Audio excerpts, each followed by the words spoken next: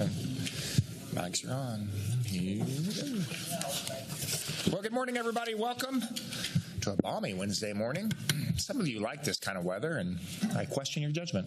First day of spring training in baseball. First day of spring training, that's correct. Glad you're joining us today, joining us online, joining us on Facebook, YouTube, and those that have braved the elements and are joining us here in person. If you look at the order of business today, you could have walked in and grabbed a meeting agenda packet. We obviously encourage you to do that. If you're curious about any of the supporting docs, the information that the Commission is looking through as we're making decisions on these items, you can always go to sedgwickcounty.gov, take a peek at that there. Moving forward, why don't we just call the meeting to order and start working through the agenda. So, Madam Clerk, I'll officially call us to order for Wednesday, February 12th, 2025. First item, please. Invocation to be observed by a moment of silence. Please remain standing for the flag salute.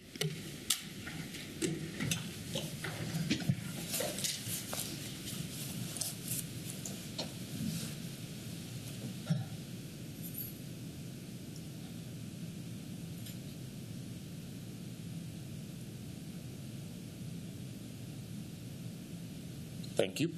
I pledge allegiance to the flag of the United States of America and to the republic for which it stands, one nation, under God, indivisible, with liberty and justice for all.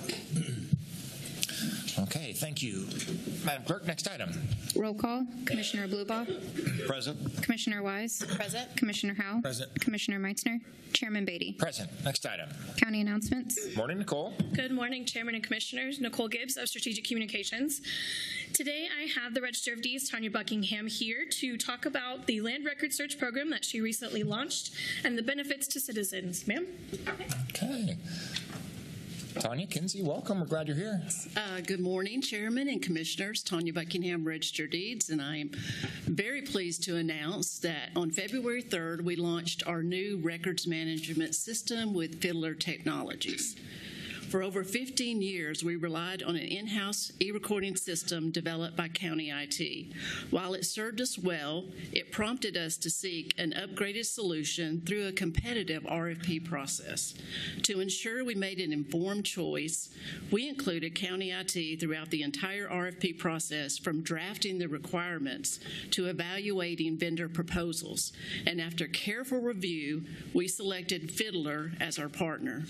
And some of the key benefits of the new system are enhanced recording software with improved search capabilities for public land records, 2 search platforms, Laredo, subscription-based for professionals, and Tapestry, a pay-as-you-go for occasional users, advanced fraud prevention, and robust security measures to protect our public records, and lastly, Bastion platform, which ensures data preservation with a secondary offsite backup for rapid recovery if primary servers are compromised.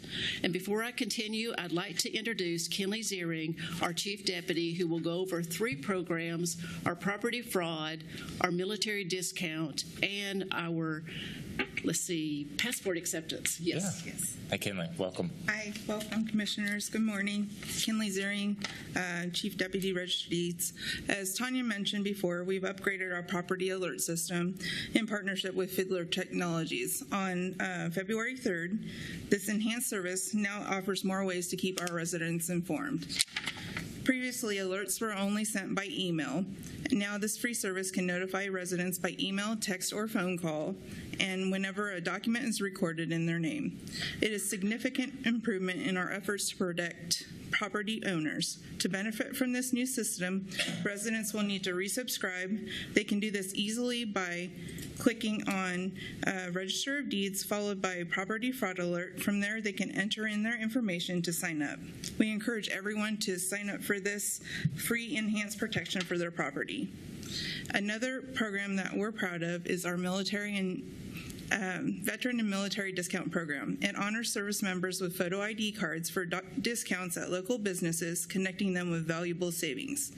We encourage veterans to file their DD-214 military discharge papers with us for safekeeping, and we'll provide them with 5 free certified copies. This program thanks our veterans, offering practical benefits. Lastly, we operate a passport acceptance facility inside the East Kellogg Tag Office. There we offer full passport services right here in our community, from applications and photos to expedited processing. This one-stop solution not only serves our residents, but also generates revenue for Sedgwick County. Thank you, Kinley. As we move forward with our partnership with Fiddler, we remain committed to modernizing our service while ensuring accessibility and security for Sedgwick County residents. Our new land records management enhances public record searches and introduces advanced fraud prevention measures. We're proud of the additional services that we offer, including indexing documents back to the 1920s and maintaining personalized support at both of our locations. One thing that has not changed is our commitment to personalized service. We continue to offer free in-person assistance at both of our locations for those searching for documents and needing help navigating into our systems. Thank you again for your time and your support as we continue serving Sedgwick County with excellence and innovation. Yeah. Thank you. Okay, Tanya Kinley, thank you for that presentation. A few questions or comments, commissioners? Good. Okay, Commissioner Howe? Well, thank you, Mr. Chairman. So I appreciate the Veterans Program. I participated in that, as you know, and I think I recommend every veteran to take the opportunity to have their veteran DD Form 214 filed with your office, because it's the most important thing that most important document that a veteran will ever have. And if something unfortunate would happen, you lose that, something in a fire or something like that. We want to make sure that people have access to that going forward. So that's a great program. And I hear on radio people talking about real estate fraud, where people actually pretend to be someone else, and somehow they get access to someone's property, and it takes legal effort to get that back. And so there's actually people selling a product, if you will, to protect that. I think this is essentially the same thing. And I have had those fraud alerts show up to me, and I go out there and see why did that happen. So I appreciate having that tool as well. So I think those are both great things. Yes. My biggest concern, and both of you are my friend. Let's start with that. When we approved this Fiddler contract, I guess about a year ago now. At that time, I don't think it was understood by us, at least, that this was going to be where we ended up. That the program that had been in place, made by the county, was a free database. You could access that and you could see records. And people, especially if they're in the business of having to look at those records a lot, they really enjoyed that program. It worked pretty well. I've used it lots of times, and I could figure out, who owns the property and that type of thing. So there's a lot of value in that. This system here, I'm not familiar with how it's going to work, so I have some questions on it. So if I log into this, and let's say I do a query and I get nothing back that's valuable, I'm still charged that one query is going to be $875 or whatever that number was. Yes, it is $875 a search, but let's say you have one inquiry. You can call our office and say, hey, we are looking for this property, here's the address, and we can look it up and email it to you, and you would only be charged that copy. So some of that, where some of them would just maybe need one or two things, they can still, that's why we're here, to serve the public. So sometimes I don't know what I need, so I'm not sure what I'm looking for. So that may be part of a challenge there. And yeah. So and that's why I think we would be useful to you. If you didn't know what you needed and you were kind of needing help, we would be able to help you with those things. I had someone ask me just the other day how to use that previous program, and they wanted to know, they had a name of someone, they want to know, do they own property anywhere in Sedgwick County? And I was able to answer the question pretty quickly. Yeah. So to me, that there's a value in that program that's not the same as GIS. It's a different way of looking at records. And so you talk about $1 per copy. That means if they come to you and you print the copy, it's $1 per copy. Yes. But if I'm at home and I do the query and I see it on my screen and I want to print that, there's no charge for that. Right. Correct? Right, Kinley, is that? Right. Isn't it like the first 3,000 images are free for the copies? If they're signed up. Yeah, for if they're signed up for the Laredo. I guess I don't understand. So if I'm at home and I do a search and I see on my screen what I want to print out, Well, if you were going to be at home doing a search, you would have to sign up for either the Laredo subscription, or you would do the Tapestry. And so when you do the search, it would be $875 if you were wanting that convenience at home. So this is, it's mostly like a convenience fee, like you're going to come in and get your tag, but you'd rather do it at home and you pay a convenience fee. It's kind of the same thing. We have had our in-house system for years and years, and as we were looking forward with new technology and working with our internal county IT, we came to the conclusion, in order for us to move forward and go with new technology and making our documents safe, one of the applications that Fiddler offers is Bastion. I mean, Bastion is an awesome system that safety and safekeeping of the records. In Wyandotte County, there was a ransom where they were hit with every department in the entire county, and then the Register of Deeds is the one that had the Bastion, and they were able to immediately start doing recording of documents. But for 30 days, all the other departments were hit and couldn't move forward with it. So with that new system comes the security and the safekeeping of the records, which... And I think that's the most important part of what you guys do is safekeeping of documents, and that's Yes. incredibly important. Yes. It's just going from a free system to a system that's going to cost me. Again, I don't know how this works, but if I change something on my search query and I hit the submit button again, that's another $875. So if I understand correctly, every time I hit that search button, it's $875. Right. And if I click into it, if you were putting a name in and doing a search, it is a search of $875, correct? Per search. But you also could get a subscription where, let's just say you're going to be doing a lot of searches that month, and we had someone call and ask that question, and it was better for him to sign up for Laredo for $50, where he could do several searches during that time, and then the next month he doesn't need it.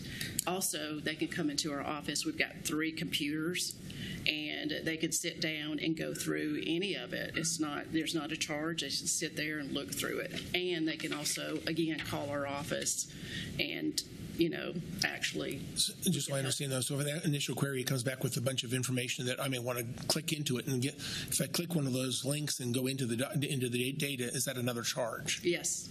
So every time I click into it and want to. Yes. And Commissioner Howell, the industry standard through the entire state of Kansas is charging. We were the only county that was able to offer it free because we had an in-house system.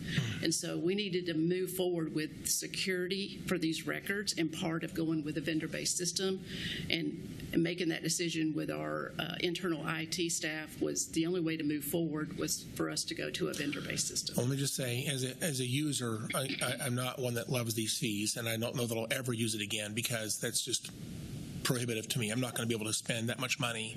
Yeah. And I'm not going to spend $50 for 1 month and spend an hour on there. Then the next month I may or may not spend $50 or $875 every time I hit the button. It's just too much money for me to do that.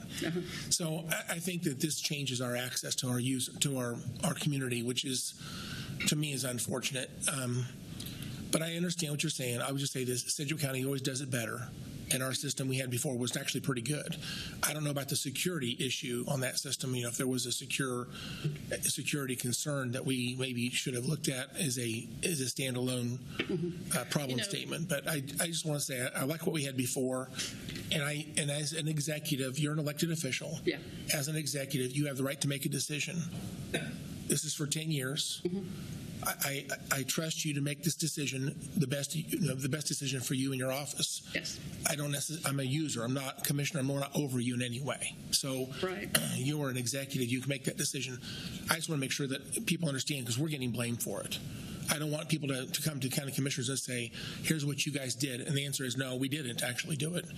We were the end of the process where we did approve the Fiddler contract, but it wasn't clear at that time that this was going to be where we ended up with these fees. And so this is something we had no knowledge of. Well, and one thing I'd like to point out, as we were doing our extensive research on fees that are offered, because we knew that we were going from free to a subscription base. So we did a search and we did a study on it, and we looked at every county in the state, and we chose the lowest possible fee out of every county in the state of Kansas, because we knew we were going for free to this subscription base, which is what is the industry standard throughout the register of deeds in the state of Kansas, and we are the lowest fee. I don't have anything else I need to say, but thank you. Again, we're still friends, I hope. We're friends. I want to celebrate. This has nothing to do with friendship. You've done a lot of things Howell. recently. You just got reelected and celebrated that. And Yes. celebrated, change. You had another issue not too long ago. We got to celebrate that as well. And I'm still praying for your son, Kenley. And, at the end of the day, we're still friends. And, I don't have to agree with necessarily every decision. I support you because of who you are. Yes. And I think this is your decision to be made. I just want to make sure people understand commissioners didn't have. Really, we're not part of the conversation here. This is a decision made by your office, and you have the right to do that, and I support that. Okay, thank you so much. Thank you. Okay, commissioners, any other questions? Commissioner BLUBAUGH. Thank you, Chairman Beatty. I appreciate the discussions we've had, and just wanted to confirm and let the public know you've reached out to all the title companies, and they've been pretty receptive because they're subscribing to them to others, and you've also reached out to RSCK and tried to look at some potential options and stuff. So I guess all those discussions are going good. You're not getting really any negative feedback or anything? No, and I appreciate you bringing that up. I should have mentioned that earlier. But yes, we started off with the title companies because they mainly are the people that use the subscription, and they were not surprised at all. They actually were excited that we were charging one of the lowest fees out of every county in the state of Kansas. So we've had those conversations. They weren't surprised because and then also we've met and we talked with the Sedgwick County Kansas Realtors. Is that how you say it? Yeah, ours. We spoke with her and we tried to work something out with them too. And so we understand that this is a huge change, and we knew that there would probably be some heartache on it, but moving forward with new technology and the safety of the records, like the tapestry, who now has gone in and looked at a record.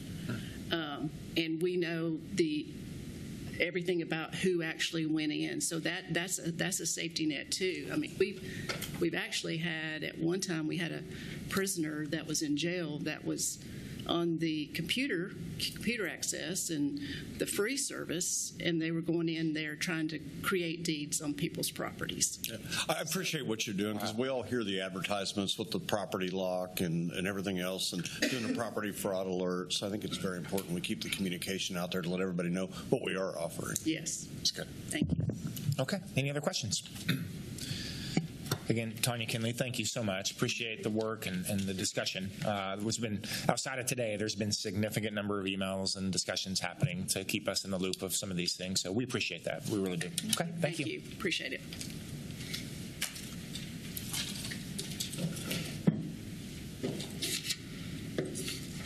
Continuing on in our mental health updates, we wanted to share that it is okay to not be okay. Life challenges can feel difficult, and it's normal to need support.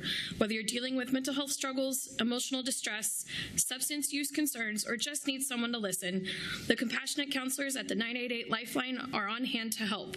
Available 24/7, you can call, text, or visit 988lifeline.org to connect with a counselor. And last but not least, Sedgwick County offices will be closed Monday, February 17th in observance of President's Day. As always, emergency services are available by texting or calling 911. And with that, I'll stand for any questions. Okay. Any questions, commissioners? Seeing none. Good job. Thanks, Nicole. Appreciate it. Thank you. Okay. Madam Clerk, next item, please. Public agenda. Okay. No one signed up for public agenda, so we'll keep moving forward. Next item. Consideration of minutes. Item A, regular meeting minutes of January 15th, 2025. Okay, commissioners, we've all had an opportunity to review the minutes. Any questions or suggested changes? Okay, seeing none, I'll combine items A and B and move to approve the regular meeting minutes of January 15th and January 22nd, 2025. Second. A motion and a second. Madam Clerk, please call the roll. Commissioner BLUBAUGH. Aye. Commissioner Wise. Aye. Commissioner Howell. Aye. Commissioner Meitzner. Chairman Beatty. Aye. Next item. Appointments, item C, resolution reappointing Erica Lovett to the Sedgwick County Animal Care Advisory Board. Justin Wagner. Thank you, Chairman. Justin Wagner, County Councilor. And Chairman, if it's okay with you, I'd propose combining items C and D. They involve the same advisory board. As Madam Clerk read this, item C would reappoint Erica Lovett to the Animal Care Advisory Board as recommended for reappointment by Commissioner BLUBAUGH. And item D would be a resolution appointing Josh Frederick to the same board as recommended by Commissioner Wise. The recommended action is to approve the resolutions. Okay, appreciate that. Commissioner BLUBAUGH. Thank you, Chairman. Just like to thank Erica for serving on the Animal Control Board or Animal Care Advisory Board, and I'd like to go ahead and take the recommended action to adopt the resolution. Okay. Commissioner Wise, anything before we, I'll second that motion, but anything prior? No, just thank you to Josh as well for being willing to serve. Okay. So we have a motion that combines items C and D. I've seconded the motion. Madam Clerk, please call the roll. Commissioner BLUBAUGH. Aye. Commissioner Wise. Aye. Commissioner Howell. Aye. Commissioner Meitzner. Chairman Beatty. Aye. And Kelly Arnold is here, County Clerk, to do the swearing in. Good morning, Commissioners. All right, please raise your right hand. I do solemnly swear I will support the Constitution of the United States, the Constitution of the State of Kansas, and faithfully discharge the duties of the Office of Sedgwick County Animal Care Advisory Board, so help me God. I do. All right, congratulations. Thank you. State something you can.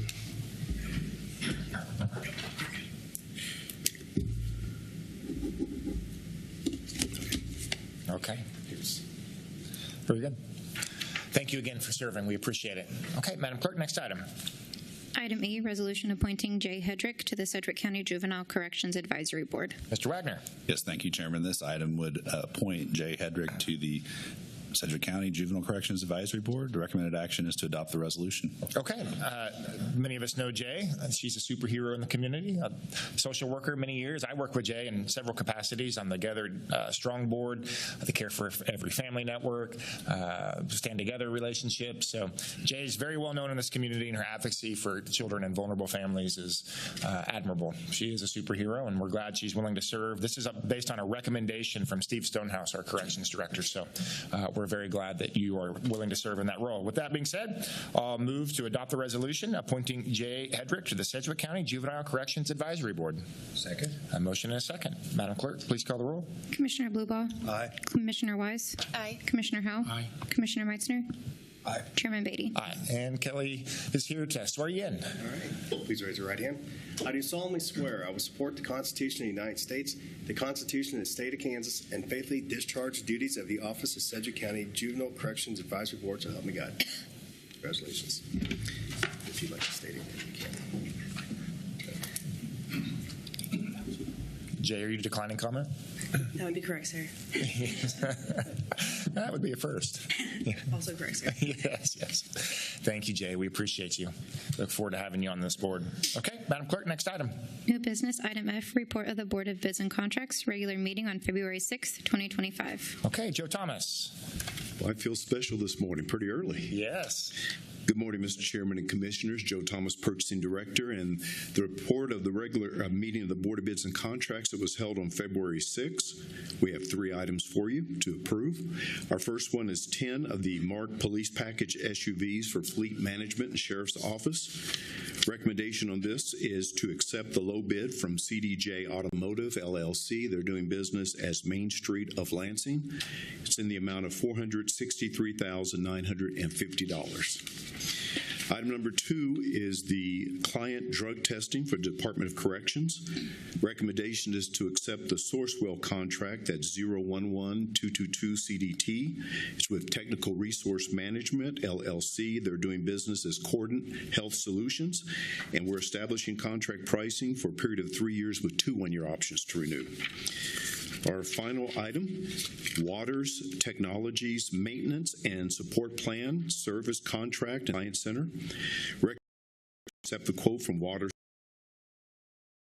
of $91,260. I'll be happy to questions you may have, and I recommend but thank you for that. Any questions? Commissioner Howe? Thank you, Mr. Chairman. You know this wasn't going to be that easy, right? Yeah. I'm just curious on the vehicles. Yes, sir. On the second page there, the eighth bid, I don't know if that's for Parks Motors also. Is it also Parks Motors? Does it say the name? The eighth. So the middle one on the back side of the 5, 6, 7. There was Parks Motors and Rusty Egg Ford were the last two. Yeah, but listed. Parks Motors looks they offered both a 2025 and a 2024. Yes. And the 2024 is, as a 10 vehicles, is about $18,000 less expensive. So is that why they didn't pick it? Because it's 2024? Or what's the reason why we didn't go that route? Mr. Bo Bergeron, I believe, is here. Yeah. And we'll let you know. I mean, it seems like there's everything else is the same on that, but it's, you said you guys accepted the low bid, but there actually is a lower one. It's just a... Well, low bid on the 2025. Yeah, and these are 2024s, but I assume they're brand new vehicles, so. Hi, Bo. Morning. Good morning. Bo Bergeron, Fleet Management. The other order, or the other bid, was what they had in stock, and they're not the right color, and they're missing a couple of the specs. That's why they're cheaper. Okay, so he says they're black. We don't use black, I guess? No, they use midnight blue, or it's had like 17 different colors in the last 5 years. Well, since I'm a guy, it looks like they're black to me, but okay. They look really dark. Okay. Well, anyway, it is $18,000 cheaper, but I guess if we would need a certain color, I suppose that's... And it was missing, I don't remember what the other spec was. Maybe the consoles. There was a couple things missing off of it. Okay. All right. That's my only question. Thank you. Okay. Any other questions? I would just make a comment that last year when we were I was looking over some of the bid board things, and I'd asked finance some questions about inflation and the role of inflation, how it's impacted Sedgwick County government, and they made me an actual one-pager. And I noticed that many of our fleet, when you talk ambulances, fire trucks, deputy vehicles, we're up since 2021. We're up anywhere from 40 as high as 60% in many cases. So looking at this, I see that this went out to 97 vendors, this RFP. So I appreciate that, and I appreciate the work you do to make sure that we're trying to get the lowest, most competitive bid. Yes, so, Joe, thank you to you and your team for that. Thank you. Okay. No other questions? I will move to approve the Board of Bids and Contracts for February 6, 2025. Second. A motion and a second. Madam Clerk, please call the roll. Commissioner BLUBAUGH. Aye. Commissioner Wise. Aye. Commissioner Howell. Aye. Commissioner Meitzner. Chairman Beatty. Aye. Thank you, Joe, Commissioners. hang tight, Joe. We'll get right back to you. We're going to pause real quick on the Sedgwick County Board of County Commission meeting and call to order the governing body of Fire District Number 1. Madam Clerk, please call the roll. Commissioner BLUBAUGH. Present. Commissioner Wise. Present. Commissioner Howell. Present. Commissioner Meitzner. Present. Chairman Beatty. Present. Next item. Public agenda. Nobody had signed up for public agenda. We'll keep moving. Next item, please. Consideration of minutes. Item A, fire meeting minutes of January 22nd, 2025. Okay, Commissioners, we were all present for January 22nd. Any questions on the meeting minutes? Seeing none, I'll move to approve the fire meeting minutes of January 22nd, 2025. Second. Motion and a second. Madam Clerk, please call the roll. Commissioner BLUBAUGH. Aye. Commissioner Wise. Aye. Commissioner Howell. Aye. Commissioner Meitzner. Chairman Beatty. Aye. Next item, please. New business. Item B, report of the Board of Bids and Contracts, regular meeting on February 6th, 2025. Long time no see, Joe. Yes, sir. For the record, Joe Thomas, Purchasing Director. This is the one item that's a result of the Board of Bids and Contracts sitting as Fire District Number 1 that was held on February 6th. It's for the structural firefighting turnout gear and multi-purpose rescue, extrication, and wildland gear. The recommendation is to accept the proposal from Delta Fire and Safety Incorporated, and we're establishing contract pricing at the rates listed for a period of 2 years with 2 one-year options to renew. And at this time, again, we're just establishing contract purchasing or contract rates and no further action at this time. Okay. Any questions for Joe on this? I see Chief Nelson's also here, so appreciate the clarification on that, Joe. I'll move to approve the Board of Bids and Contracts for February 6, 2025. Second. A motion and a second. Madam Clerk, please call the roll. Commissioner BLUBAUGH. Aye. Commissioner Wise. Aye. Commissioner Howell. Aye. Commissioner Meitzner. Chairman Beatty. Aye. Next item, again. please. Thanks, Joe. Appreciate it. Next item. Other. Anything under other for the fire district? Not today. Okay. Seeing none. Next item. Executive session. There is no executive session for the fire district, so we will move us back to, or we'll adjourn the governing body of Fire District Number 1, move us back to the Sedgwick County Board of County Commission meeting, and call the next item. Madam Clerk. Consent agenda. Manager Stoltz. Good morning, Chairman and Commission. Tom Stoltz, County Manager. Recommend approval of consent items G through N on the regular agenda. Okay, Commissioners, we've been briefed on the consent agenda. Any questions on items G through N? Okay, seeing none, I'll move to approve the consent agenda items G through N. Second. Motion is second. Madam Clerk, please call the roll. Commissioner BLUBAUGH. Aye. Commissioner Wise. Aye. Commissioner Howell. Aye. Commissioner Meitzner. Aye. Chairman Beatty. Aye. Next item, please. Legislative issues. Okay. Tanya Cole, welcome. Morning, Chairman and Commissioners. Tanya Cole, Assistant County Manager. So we are now on the 31st day of the legislative session. And so just to kind of give you some updates, we have now seen a bill draft of the sales tax distribution formula, and that looks good. So we got back with Jason and Jessica, so we should be seeing hopefully a bill number on that soon. We do now have a bill number on the Regional Forensic Science Center, the cremated remains of unclaimed individuals. So that is House Bill number 2331. And I will get that sent to you just so you can see that bill. The others are still being worked on. We've seen a draft of the elections bill, and I know that Legal and Laura are working together on that bill. We still have not seen the corrections bill, but I know that that should be coming our way soon. Friday, I know you talked about House Bill 119. That was the treasurer's bill, so testimony was drafted on that on behalf of the chairman and commissioners, so we got that sent up to Jason and Jessica. So that will get to the committee. As far as property tax bills, I'm sure that you've seen that the House is considering limiting residential property appraisal increases to either the current fair market value or a rolling 6-year average of property values across the state, whichever is lower. They argue that this method would smooth out valuation spikes, ensuring more predictable property taxes and avoiding disparities between fair market values and taxable values over time. So the House plan would cap new construction and significant remodels while gradually phasing in average market values over 6 years for new builds. So we'll just kind of watch that as that goes through. And then, of course, we know that the Senate side has the 3% cap. Yeah. Tanya, on that real quick, would you mind asking the appraiser's office and the clerk's office?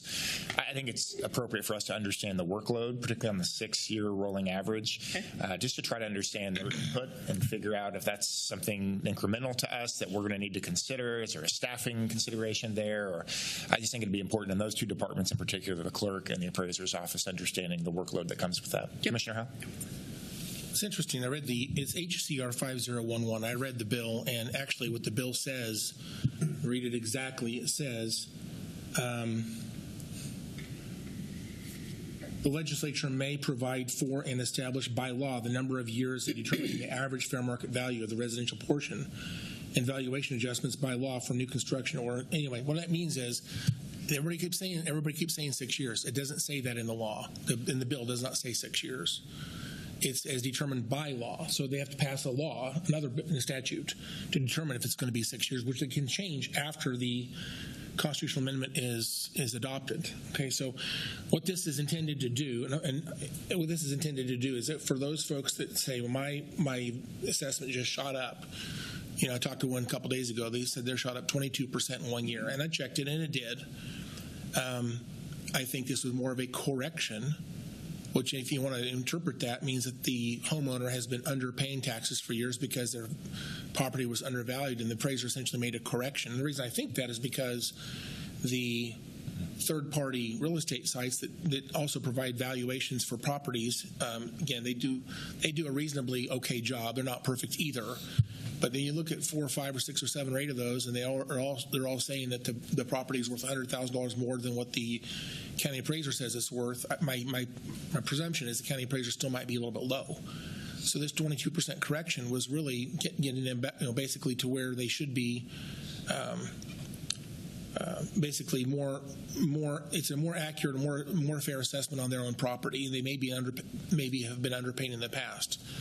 You know, the Kansas Constitution says that the assessment process should be uniform and equal. And so if someone is, arguably, there's an error on their assessment, too high or too low, they're paying too much or too little of their tax. And again, the only way this will be corrected is if the assessment is allowed to get back to a fair market value. And sometimes that means there's going to be double-digit correction, and that's what happens. So I guess my opinion is this bill does at least have a fair market value reference. So I think it's ever so slightly better than 1603, SCR 1603, but it's still not maybe great law. Again, the assumption of this bill is assuming that the appraisal system is the part that's broken. So with that, I am going to be testifying on this tomorrow in the hearing at 3:30. 3:30 tomorrow is the hearing on this. And House tax, I'll be testifying on this bill. I think I'm going to go in as a neutral. And the reason I'm going to be neutral, I think, is because this is better than SCR 1603. I'll make that point.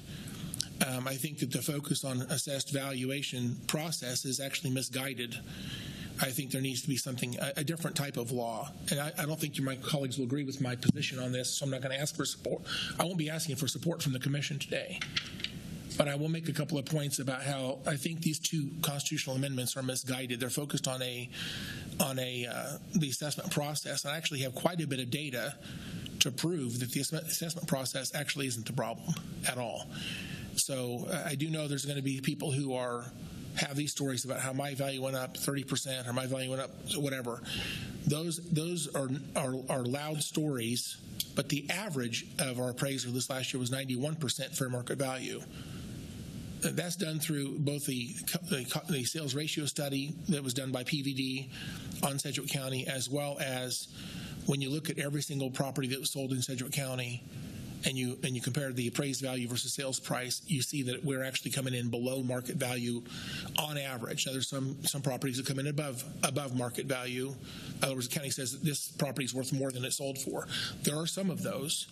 Not nearly as many. I say there's 4 to 1. 4 properties are undervalued for every one property that's overvalued. And I'm going to make this point in my testimony tomorrow. So I will be testifying on this, I think, as neutral tomorrow at 3:30, and it's HCR 5011. And I think that the media has put out this idea that's a 6-year average. That's actually not in the law. It could be 20 years for all we know. So any year where you see that the assessed value is going to be larger than people would like to stomach, I expect that they'll add some more years to this averaging. So what that does is it slows down those corrections, and ultimately it means that someone continues to underpay their fair share. We want people to be treated fairly. Fairly is our goal. I'd like to have low taxes for everyone, but we have to do it fairly, uniformly and fairly. And if they're not allowed to make a correction that can be absorbed as quickly as you realize there's an error, then I think that person continues to enjoy the benefit of a previous erroneous assessment. So I don't think this law is actually the right solution. I think there's better ways to solve the problem of property taxes. This isn't it. But anyway, thank you for the chance to speak, Mr. Chairman. Certainly. Okay. Tanya? Okay, a couple more items. House Bill 2343. This is a bill regarding the use of residential dwelling for a no-impact home-based business. We have staff reviewing this bill, and then I know that Justin was going to get with you later with his input on this bill, so he'll do that later on this afternoon. House Bill 2365, I thought I just might mention this. This bill establishes and names the South Central Regional Mental Health Hospital. So that will be the name for the mental health hospital. So just wanted to mention that since that's something that the county is working on with KDADS. Only other thing I'll mention, and of course I'll hand this over to Commissioner Howell, and that's his work on House Bill 2329, and then the other bill that he's working on. So I'll just hand it over to him if he wants to speak on those bills. Sure. Mr. Chairman, thank you. So I'll call it the group home bill. Basically, this is going to establish some juvenile offender, criminogenic youth, high-risk youth, group home beds in the state of Kansas. And talking to our judges and prosecutors and others. There's just in corrections staff, there's a missing opportunity in our options for how we place kids in the most appropriate placement in the state of Kansas. We're just missing this one option. We don't want to go back to where we were before, but we do need some group home beds for some youth that have no other great option rather than using foster care to do that. That's HB 2329. And the hearing on that is Friday at 1:30.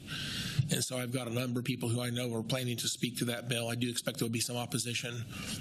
There's a belief out there that any incarceration for any youth is negative and that they don't want to have any criminal records, and that basically until they're an adult there should not be anything that would ever incarcerate a youth, and unless they commit a actual violent act like rape or murder, they will not be incarcerated in any way. I think the other side doesn't understand that this is intended to correct kids on a wrong path and help them get on a better path. We've had great experience in the past with group homes in Sedgwick County, and I do think that there is an effort to provide, if you will, the best options for these kids. And sometimes kids need another option besides home or foster care. And so that's what this does. I'll be testifying on that again Friday at 1:30 in the House Corrections and Juvenile Justice Committee. Thank you. That's all I have, Commissioner. Okay, thank you. Any questions on any of the legislative items? You say they're 33 days in? 31st day today. Okay, it's about a third of the way through. Wow. Moving forward, appreciate all the work you're doing on this, you and legal, all the bill work that's being done, staff work that's being done. We're grateful. Okay, thank you. Okay, Justin, should we receive and file that, or? You don't have to, but you can if you want to. Okay, well, we'll keep moving then. Madam Clerk, next item.